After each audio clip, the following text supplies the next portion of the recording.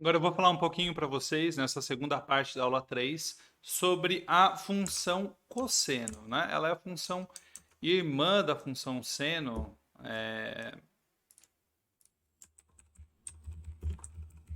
E como a gente já viu na primeira parte, a gente já lembrou como que a gente marca seno e cosseno, né? É bem simples achar o seno e o cosseno usando o ciclo trigonométrico.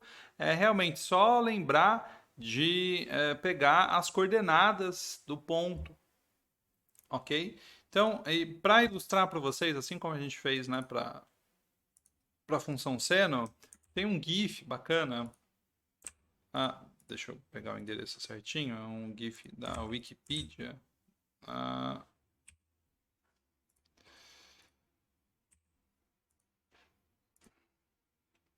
que ilustra muito bem esse. Agora foi? Agora foi. Como que a função seno e a função cosseno são obtidas. Eu vou dar o play aqui.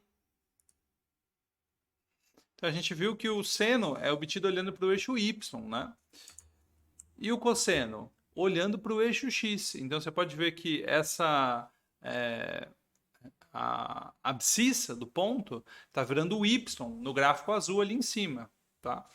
Então, a partir daí que a gente faz o gráfico da função cosseno. E uma coisa que você deve se lembrar, que eu falei na aula 2 sobre identidades trigonométricas, é que quando dois ângulos somam 90 graus, o seno de um é o cosseno do outro, né? Então, o ponto é o seguinte: se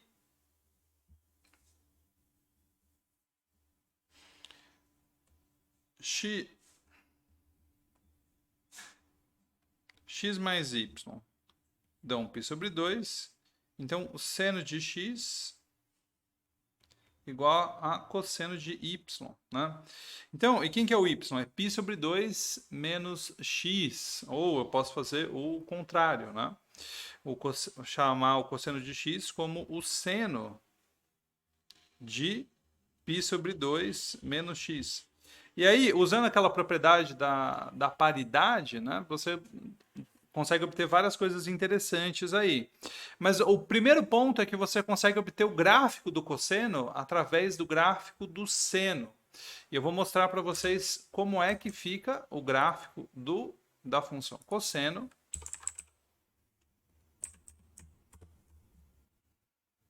Deixa eu colocar aqui no board para vocês darem uma olhadinha.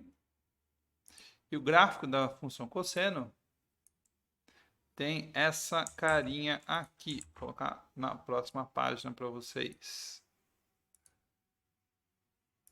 Ok. Agora dá para ver melhor. Bem parecido com o da função seno, né?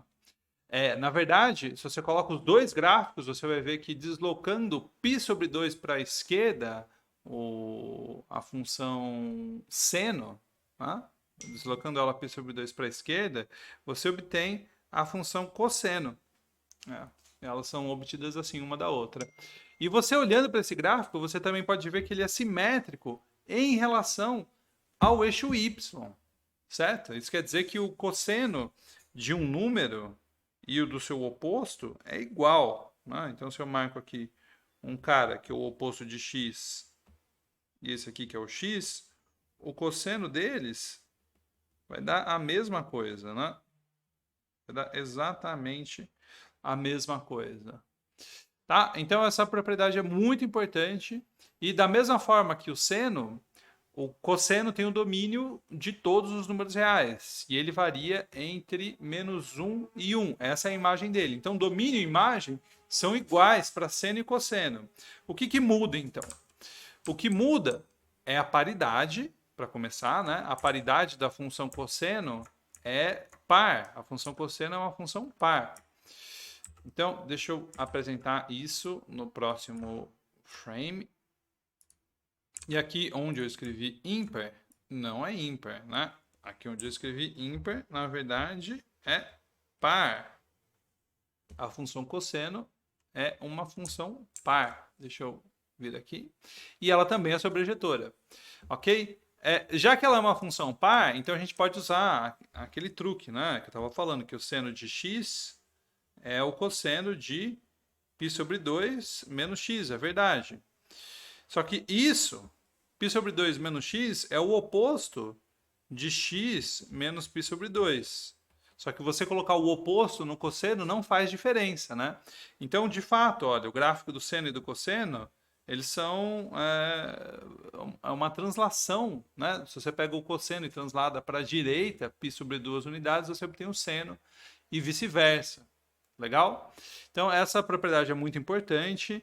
Algumas outras propriedades da função cosseno a gente vai obter das fórmulas de soma de arco. Mas, e também a gente viu quando a gente estava fazendo o cosseno lá no ciclo trigonométrico. Então, uma propriedade muito importante é que o cosseno de π menos x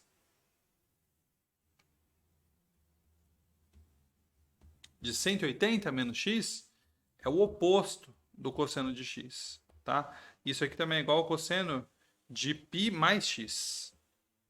Isso é o cosseno de π mais x.